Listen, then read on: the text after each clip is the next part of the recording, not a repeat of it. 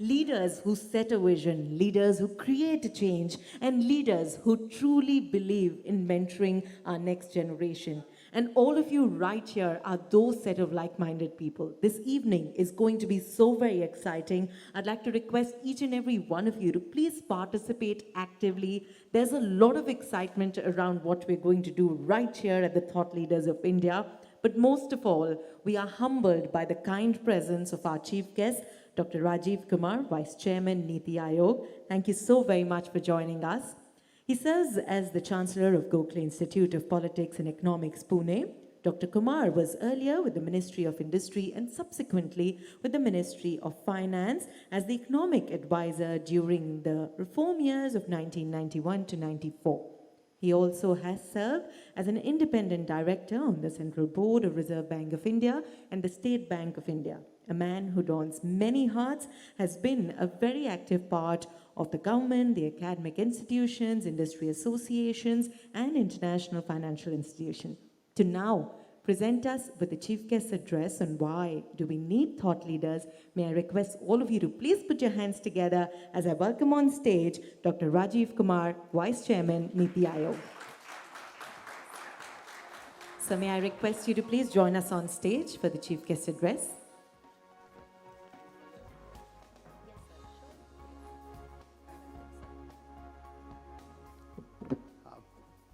Good evening, everybody. Nice to have a physical audience. I've had enough of the virtual talks and so on, so nice to see faces and people sitting here. My first, I think, in about a year and a half, except for some meeting that I've had with the governments in UP and Gujarat and so on. I think I should start off by explaining the difference between Niti Aayog and Planning Commission, because I'm not sure whether all of you know that. I hope you know that NITI is an acronym for National Institute for Transforming India. It's a bit of a, therefore, a sort of a overkill because we are also an institute and then we're also a commission. So it's the Niti Aayog. So that's the thing. But anyway, and Niti Aayog is exclusively the result of the Prime Minister's vision. And the Prime Minister's vision, and it came about in January 2015. So we've just had now completed just 6 years. It's a brand new institution in the government field. And it has no relationship at all with its predecessor, if you like, only the predecessor in the same building, which is the Planning Commission. The Planning Commission was set up in the 1950s, and this was an institution for central planning in the country, following, in some sense, the Soviet model for central planning. It was actually, to begin with, we knew that it was designed almost like the Gauss plan. And the idea was that we will create these 5-year plans for the entire country. And I think by the time the previous government, the UPA government, came into its second term, or even its first term, it was amply clear that India, the country with its diversity, one size will not fit all. And so the 5-year plans, which are meant to be for all the, the entire country, the entire economy, essentially, our Professor Raj Krishna, eminent professor, unfortunately no more, in the Delhi School of Economics, he used to joke saying that, oh, we've now got the 8th version of the first plan. So things like that. So it became repetitive, it became academic, it lost its touch, with the reality, because to begin with, the second, 1950s, the Planning Commission was important because it drove the public investment. It drove public investment because that was the game in town, whether it's Bhilai or Rourkela or Durgapur or, BHEL, etc. You name it, the major plants, the major manufacturing, etc., came from the public sector, HMT, and so therefore, public investment constituted a very large, significant part, more than 60%, 70% of actual investment in the ground. But by 1991, when I joined the Ministry of Finance, and I was a very active member in the liberalization thing, after that liberalization, it became clear there is the private sector and the private investment which will become the main drivers of growth in India. But the Planning Commission remained what it was and didn't actually, in some sense, change with that, with that process. And so, therefore, even Dr. Manmohan Singh, I remember, used to say that this has become dysfunctional, in the sense that it doesn't reflect. For example, the Planning Commission used to do input-output analysis with fixed technical coefficients and so on. All of that is just passé. The second part of the Planning Commission was that it used to dole out what was called plan finance, development finance. And very soon enough what happened is that the monies allocated to the state governments from the budget, from the devolution of the taxes, became less than the monies given out by the plan finance under the Planning Commission. And it therefore became a political instrument that those who were in favor, would get more, finance, etc., etc. And the state governments were complaining bitterly towards the end about having lost their fiscal sovereignty, because, they didn't have any space to work, as what to do. And that function was also sought to be removed. And as a result, I don't know how many of you know that the Finance Commission, the 13th Finance Commission, recommended that the share of the state governments from the tax revenue collected should be increased from 31% to 42%, so that they have more fiscal space. It wasn't accepted earlier, but this government accepted it right away. And therefore, with that, the role of the Planning Commission to devolve funds came to an end. And Niti Aayog, therefore, has nothing to do with funding of the states. And Niti Aayog has been conceived of as a think tank, and to give new ideas to the government and to bring to the table transformative thoughts, and to the government. But a little more than that, and I call it therefore an action tank, which is that once you've got that idea, it's important also to get it implemented. And that it gets implemented to the line ministries. And therefore, what our job is to collect the ideas. So I conceive of Niti Aayog as a funnel, with its mouth open towards the society, towards the civic society, towards the industry, towards the academia, towards CSO, civil society organizations, which is where good ideas will come from, and then put them in the funnel, and then refine them, and then through the tube put them into different line ministries where they can be implemented. And sometimes they take part in that implementation, but only to a very limited extent. For example, the electric mobility mission. We conceived of it, and we've been driving it, but now the mobility mission is also located within Niti Aayog, simply because it requires a number of ministries to come together. Otherwise, if it was one ministry, they would do it there, and FAME is run by Department of Heavy Industry. And there are several examples of this. The National Medical Commission came out of this. The higher education reforms came out of Niti. We are talking about integrating of mainstreaming, traditional medicine. We're setting up a, innovation ecosystem. So we've got the Atal Innovation Mission within Niti Aayog, which is nurturing startups. It has already set up 67 Atal Incubation Missions. It has established 7,500 tinkering labs in secondary schools, both government and private, where children are exposed to the latest technologies in optics, in 3D printing, in laser, and digital circuitry. And they come up, and we have hackathons where all these schools take part.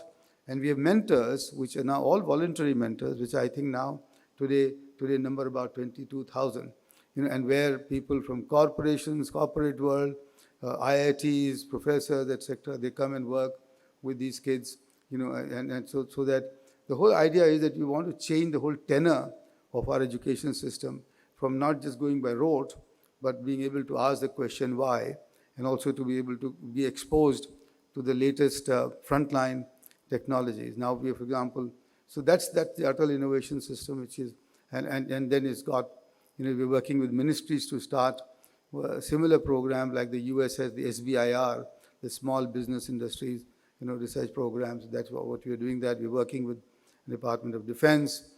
So that's the whole idea there is that we need to invigorate the ecosystem in this country, promote startups, and make our public sector science and technology establishment come closer to the ground reality and become accountable and responsive to the needs of the changing world and the changing innovators. And that ecosystem will change if we can bring about, through Atal Innovation Mission and through Niti Aayog, the necessary changes on the way we look at technology and the way we look at, frontline. So, we've done work now on AI, we are working on, green hydrogen, that mission is being led here, so on and so forth. But the idea simply is that we want to work, Niti Aayog wants to work on ideas which will be useful for the new India and which will be useful for a very rapidly changing Indian ecosystem, both innovation system and investment system. So that's the thought. But there's one more aspect of Niti Aayog, which is that we've got within Niti Aayog something called the Development Monitoring Evaluation Office, which is trying to change the entire governance system by making a matrix of evaluating performance based on output and outcomes of line ministries, and we are trying to spread it to the state governments also, so that the whole budgeting process can be based on what you achieve rather than how much you put in. So from inputs and processes to outputs and outcomes, and we are working very closely in that with the Department of Expenditure, and hopefully over a period of time you will see that our budgeting process in the government changes and we get a much better bang for the rupee that we collect and spend, on that, which is not the case so far. And we are working closely with the state governments on that to try and bring the same culture to the state governments, which then leads me to the fact about how do we work with the states. Now, this is where we have become partners with them. And, and we no more, there's no more hierarchical relationship, where states would come and supplicate before the Planning Commission, about their plans and about how much they want to fund resources, etc. But, but we work with them on ideas that we want them to adopt for their own growth and development. Now, for example, in my first 14 months, I had visited all the states in the country, to try and work with them. Now, this month, I have been to Gujarat, Maharashtra, Uttar Pradesh. Tomorrow I go to Uttarakhand early morning, simply because we want to develop this engagement to make them believe that we are both an institution which can give them new ideas for growth, which are specific to that state. Now, Uttarakhand is completely different from Gujarat. It's double landlocked. Gujarat is a coastal state. Uttarakhand cannot have any polluting industry. It's trying to be a green state. Gujarat has a whole coastline full of chemical industries, which they are doing. So therefore, we need to develop blueprints for each state together with them. And so far, these states are developing their capabilities, but they don't have that kind of capacity to build, real-time monitoring, to build new ideas, to do, this kind of blueprint. And so some of it has been very successful. So that's the one part of the development engagement with the states.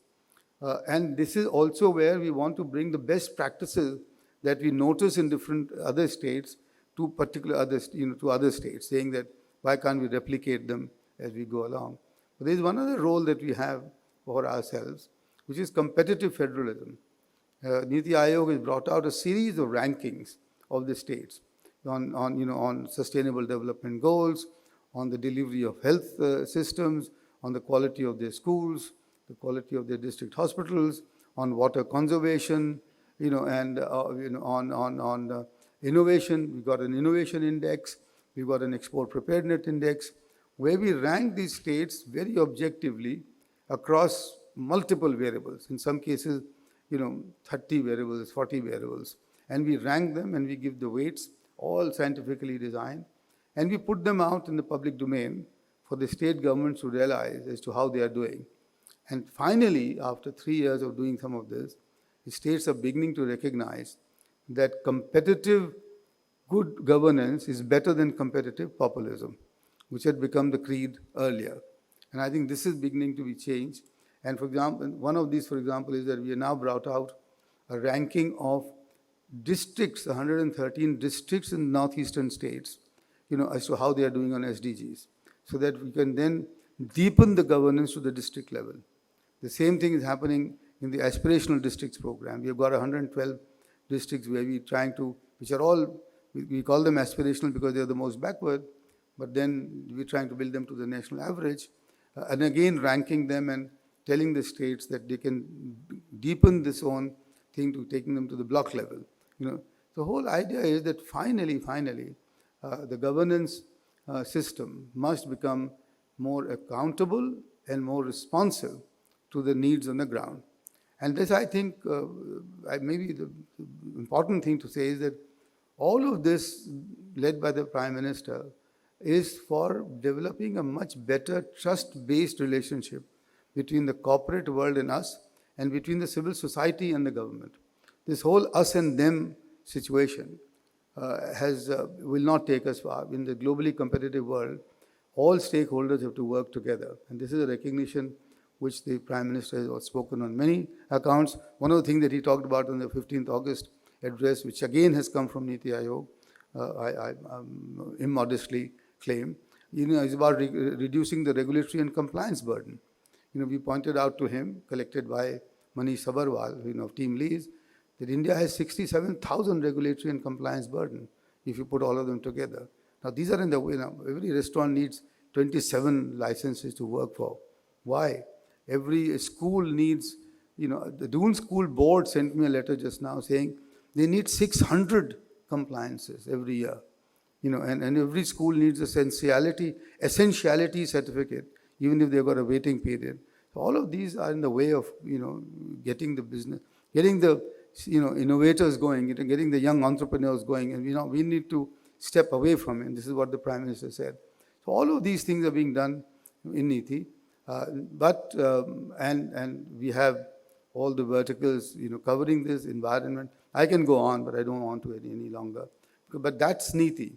Niti is about receiving good ideas, responding to them, developing them, and putting them in the system, where they can be nurtured and they can be, scaled up, as it were. So that's the thought about Niti. And Prime Minister has got very clear mandates for us, which is that we need to and even improve ourselves even better by focusing on 4, 5, 6, really transformative thoughts, for the country.